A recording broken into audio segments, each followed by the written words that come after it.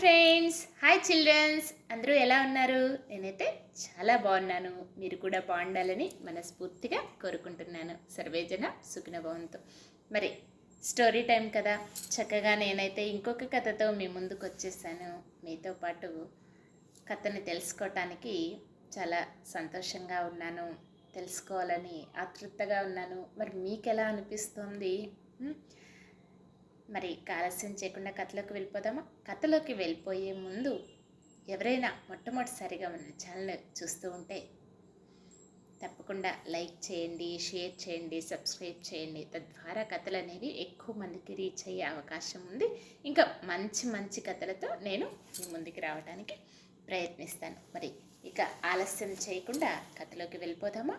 ఈరోజు మనం తెలుసుకునేటటువంటి కథ ఏంటంటే బాతు మరియు నక్క. అసలు ఈ బాతు నక్క కథ ఏంటి తెలుసుకుందాం. ఒకసారి ఒక బాతు తన యొక్క పిల్లలతో కలిసి చక్కగా సరస్సు వైపు వెళ్తుంది. బాతు పిల్లలు మార్గమంతా సంతోషంగా అరుస్తూ తన తల్లిని అనుసరిస్తూ వెళ్తున్నాయి. అయితే అకస్మాత్తుగా ఆ బాతుకి తల్లి బాతుకి దూరంగా ఒక నక్క అనేది కనిపించి ఆమె భయపడి అక్కడ నక్క ఉందని తెలుసుకొని తన బాతు యొక్క పిల్లల్ని సరస్సు వద్దకు తొందరగా వెళ్ళమని అరిచింది. ఓకే, ఆ బాతు పిల్లలు ఏం చేశాయి? సరస్సు వైపు వేగంగా వెళ్ళాయి. తల్లి బాతు ఏం చేయాలో ఆలోచించింది. ఆమె యొక్క ఒక రెక్కను నేలపై లాగుతూ ముందుకు వెనుకకు లాగుతూ నడవటం ప్రారంభించింది. అయితే నక్క ఆమెను చూడగానే చాలా సంతోషించింది అన్నమాట. తను అనుకుంది, బాతు గాయపడినట్లుంది కాబట్టి నేను ఆమెను పట్టుకొని తినవచ్చు. అప్పుడు తన అలా అనుకొని ఆ నక్క ఏం చేసింది? బాతు వైపు పరిగెత్తింది. తల్లి బాతు ఏం చేసింది? నక్కను సరస్సు నుండి దూరంగా నడిపిస్తూ పరిగెత్తింది. ఓకేనా? అంటే సరస్సుకు దగ్గరగా కాకుండా దూరంగా నడిపిస్తూ పరిగెత్తింది. అయితే ఇప్పుడు బాతు పిల్లలు సురక్షితంగా ఉన్నాయి. అవి సరస్సును చేరుకున్నాయి.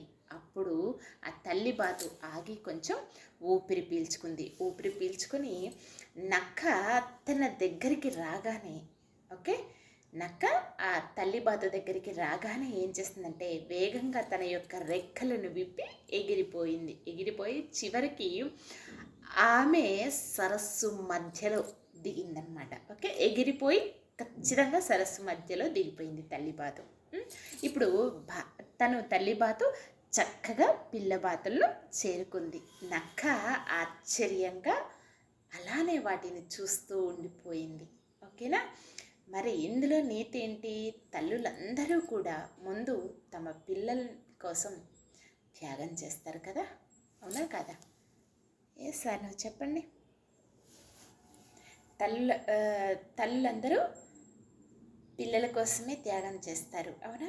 ఆ పిల్లలను ఏ విధంగా కాపాడాలి, చిన్న చిన్న పిల్లలుగా అని చెప్పేసి తను ఏం చేయాలి అని ఆలోచించి తన యొక్క రెక్కల్ని ఏం చేస్తుంది? భూమిపై అటు ఇటు అనుకుంటూ లాక్కుంటూ నడుస్తుంది.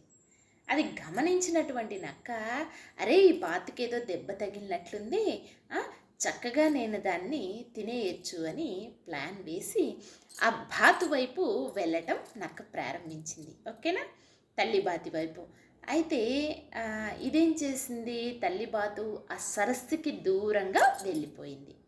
అది దూరంగా వెళ్ళిపోతే దాన్ని అనుసరిస్తూ నక్క వెళ్ళింది. సో ఇప్పుడు దూరంగా వెళ్ళాయి. ఇక ఆ పిల్ల బాతులన్నీ కూడా చక్కగా సరస్సును చేరుకున్నాయి, సురక్షితంగా ఉన్నాయని గమనించి అప్పుడు ఆ తల్లి కొంచెం ఊపిరి పీల్చుకుంది.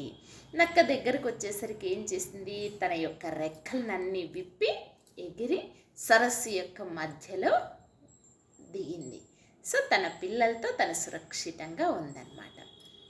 నక్క సరస్సు యొక్క ఒడ్డున ఉండి ఇదంతా ఆశ్చర్యంగా గమనిస్తూ ఉంది. బాగుంది కదా కథ? సో ఎప్పుడు మన తల్లి తండ్రుల్ని గౌరవించాలి కదా?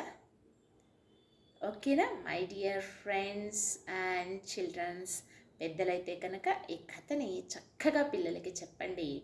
పిల్లలేమో వారి యొక్క ఫ్రెండ్స్కి షేర్ చేసుకోండి ఫ్రెండ్స్తో. ఓకే, మరి మీ విలువైనటువంటి సమయాన్ని కేటాయించి ఈ కథ విన్నందుకు అందరికీ కూడా ధన్యవాదాలు మరియు కృతజ్ఞతలు.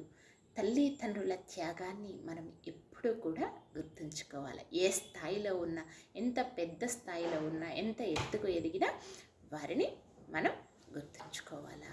సర్వేచన సుఖినోభవంతు. మరి మరొక కథతో మీ ముందుకు వచ్చేస్తాను. Thank you.